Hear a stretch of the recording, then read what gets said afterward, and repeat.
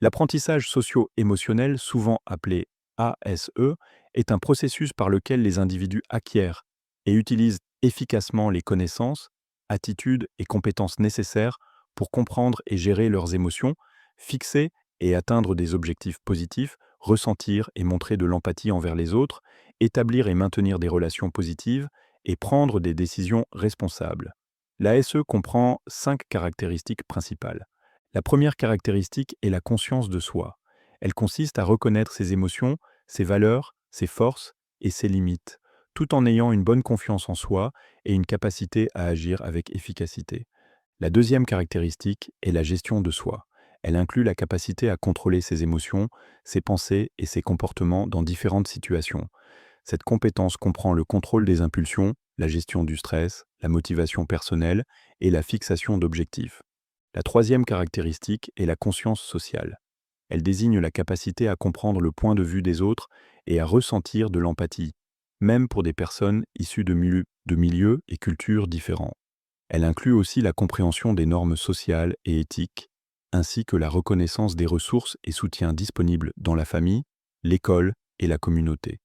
La quatrième caractéristique concerne les compétences relationnelles. Elle regroupe la capacité à créer et entretenir des relations saines et enrichissantes avec des personnes diverses. Cela comprend des compétences comme la communication, l'écoute active, la coopération, la négociation, ainsi que la capacité à demander ou offrir de l'aide quand cela est nécessaire. La cinquième et dernière caractéristique est la prise de décision responsable.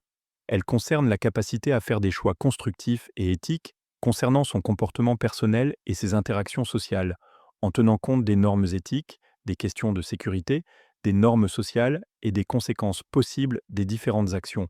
Un des grands avantages de l'ASE est son potentiel à améliorer les résultats scolaires. De nombreuses études montrent que les élèves qui bénéficient d'un enseignement en ASE obtiennent de meilleurs résultats académiques, ont un taux de réussite plus élevé et développent une attitude plus positive envers l'école et l'apprentissage. En développant la régulation émotionnelle et les compétences sociales, les élèves sont mieux préparés à se concentrer, s'engager et persévérer en classe. De plus, l'ASE peut contribuer à un climat scolaire plus positif et réduire les problèmes de comportement. Quand les élèves apprennent à gérer leurs émotions, à comprendre les autres et à résoudre les conflits pacifiquement, cela peut diminuer le harcèlement, la violence et d'autres comportements perturbateurs. Cependant, l'ASE a fait l'objet de critiques.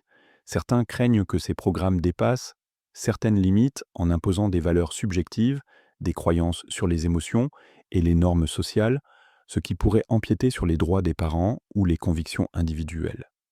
Une autre critique est que ces programmes peuvent demander beaucoup de temps et détourner des ressources et du temps d'enseignement des matières académiques principales. Les détracteurs estiment que la priorité des écoles doit rester l'enseignement académique plutôt que le développement social et émotionnel.